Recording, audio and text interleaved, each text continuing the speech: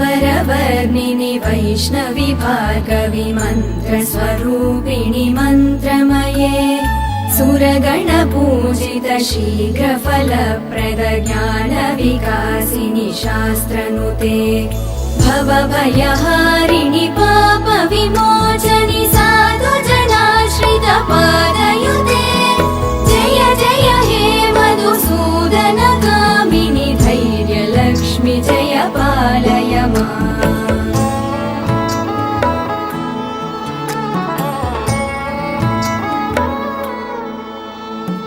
जय जय दुर्गतिनाशिनि कामिनि सर्वफलप्रद शास्त्रमये गदगज तुरगपदाति समावृत परिजनमण्डित लोकनुते